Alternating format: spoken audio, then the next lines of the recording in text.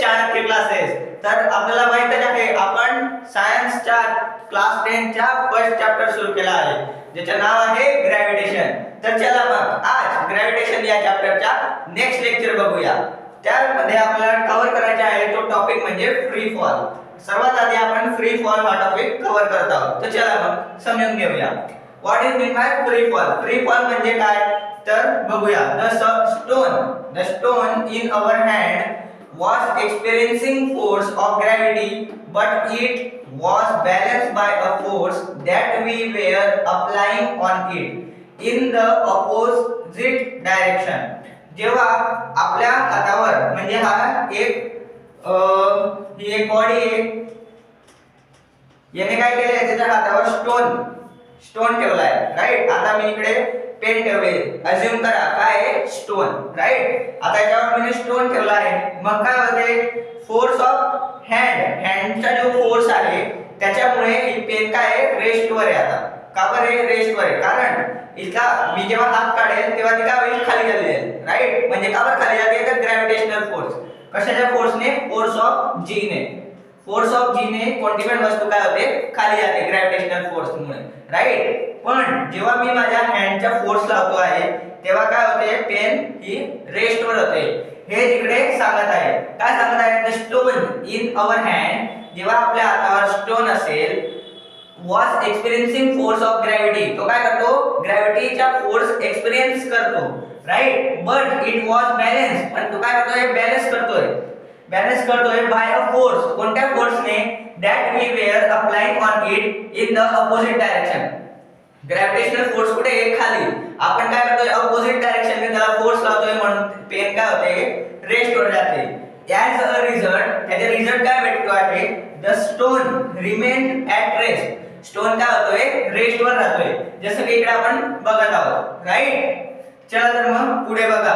The only force that act on it is the gravitational force of the अर्थ and the stone fall down under its influence.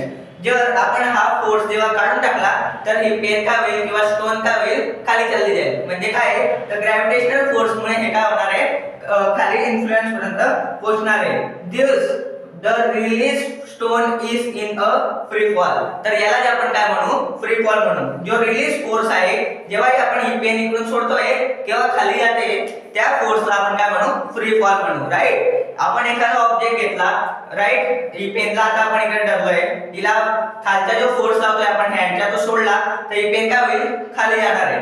याच कन्सेप्टला आपण काय म्हणू free fall right. एवढं आपल्याला समजलं असेल. बघा मग हा काय स्टोन आहे. स्टोनला आपण कोणत्याच प्रकारे अपोजिट डायरेक्शनने फोर्स लावत नाहीये. फक्त स्टोनला असं धरलंय आणि आपण सोडत आहे. तर फोर्स बाय जी ग्रॅव्हिटेशनल फोर्सच्यामुळे तो स्टोन काय होईल खाली जाईल राईट.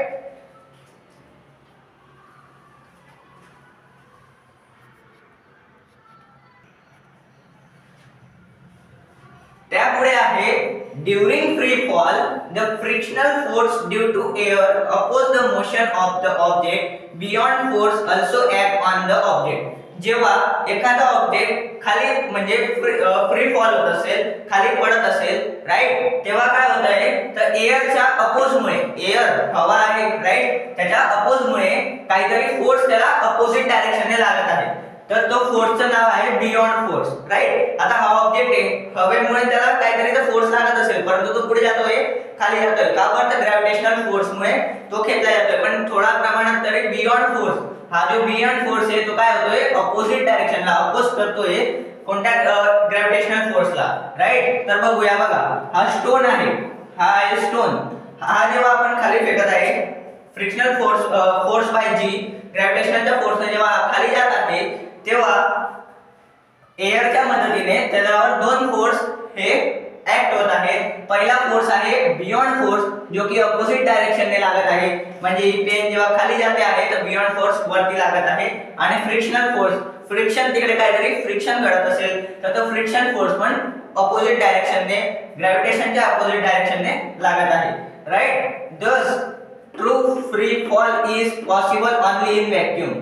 तर आपल्याला म्हणता येईल ट्रू फ्री फॉल म्हणजे खरं फ्री फॉल जे आहे ते व्हॅक्यूम मध्ये होतं. तर व्हॅक्यूम म्हणजे काय, तर व्हॅक्यूम म्हणजे a space with no matter in it. अशा स्पेस, अशी जागा ज्याच्यामध्ये कोणत्याही प्रकारचं मॅटर नाहीये, म्हणजे हवा नाहीये, काहीच नाहीये.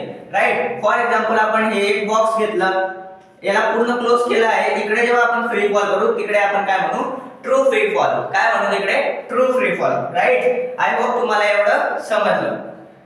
फ्री फॉल ही कन्सेप्ट आता इकडे आपल्याला समजली आहे. तर आयझॅक न्यूटन यांनी equation of motion for free fall साठी काही इक्वेशन ऑफ मोशन दिले आहे फॉर न्यूमेरिकल्स. तर बघूया. द इनिशियल वेलोसिटी जेव्हा इनिशियल असते तेव्हा कायम म्हणजे इथे तरी 0 असते, त्याला डिनोट करतात u ने. राईट. एवढं आपल्याला समजलं पाहिजे. जर एक्सेलरेशन आपल्याला माहित आहे a ने डिनोट करतात. राईट. पण आपण इकडे ग्रॅव्हिटेशन हा चॅप्टर शिकत आहोत. मागच्या लेक्चर मध्ये आपण शिकलो आहोत अर्थ ग्रॅव्हिटेशनल एक्सेलरेशन, जो की आपण g ने डिनोट करतो, म्हणून a च्या जागेवर आपण इकडे घेणार आहोत g. राईट. त्याच्यानंतर न्यूटनने इक्वेशन दिलेले आहे ते बघूया. v gt. v velocity, g acceleration, right, आणि t टाइम. राईट. त्यानंतर बघूया s gt²/2. g s speed, g acceleration and t square is time. Right. त्या खाली बघूया v² 2gs. हे आपल्याला नोट करून ठेवायचे आहे. पुढे आपण लेक्चर घेणार आहोत न्यूमरिकल्सचं, त्यामध्ये आपल्याला हे कामात येणार आहे. राईट. तर चला मग नेक्स्ट बघूया.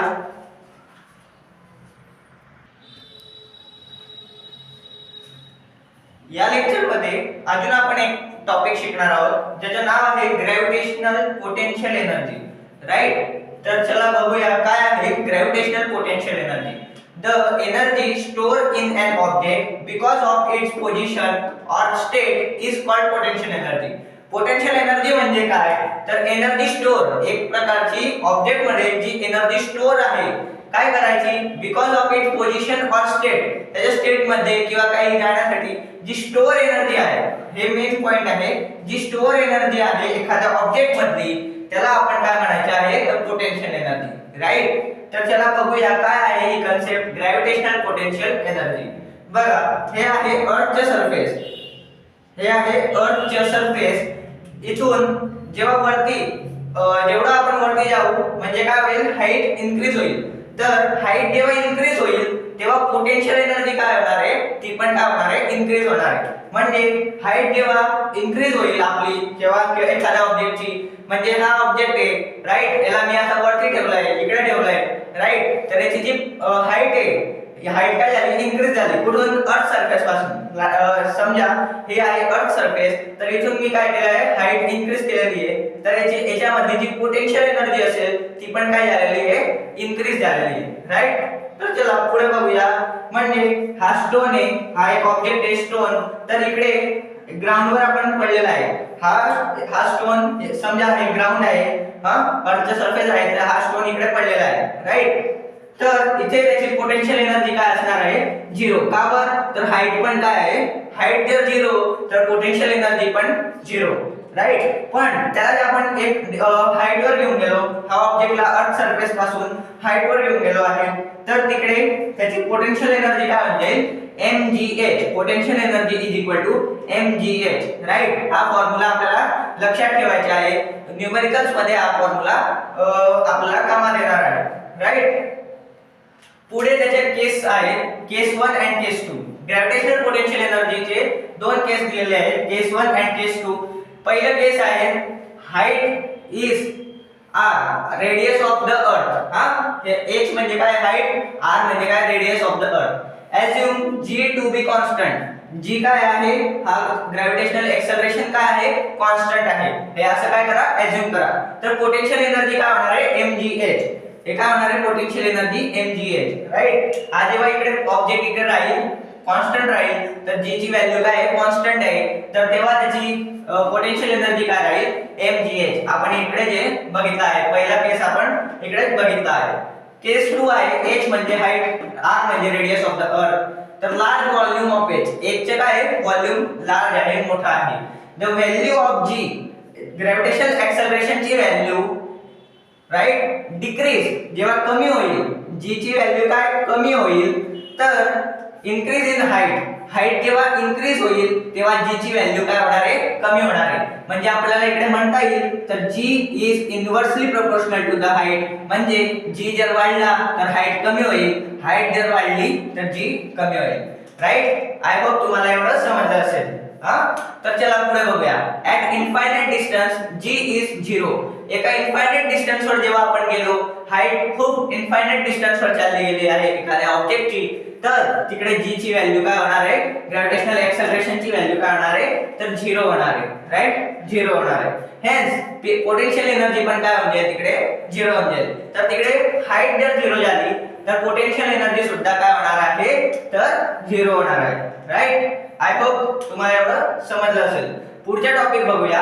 When an object is at a height. एखादा ऑब्जेक्ट हाईट h वर आहे, h हाईट वर आहे, from the surface of the earth. ही आहे सरफेस ऑफ द अर्थ. हा ऑब्जेक्ट एका फिक्स हाईट वर आहे of the earth. It's potential energy is. तर तिकडे पोटेन्शियल एनर्जी किती असेल, तर बघा potential energy is equal to minus negative sign असणार आहे. g कॉन्स्टंट आहे आपल्याला माहित आहे. m मोठा m कॅपिटल M काय आहे, मास ऑफ द अर्थ. स्मॉल m काय आहे, mass of the object. And r आपण इकडे बघितलं आहे रेडियस ऑफ द अर्थ. And h is height. हा फॉर्म्युला तिकडे आपल्याला अप्लाय करावा लागणार आहे. आय होप तुम्हाला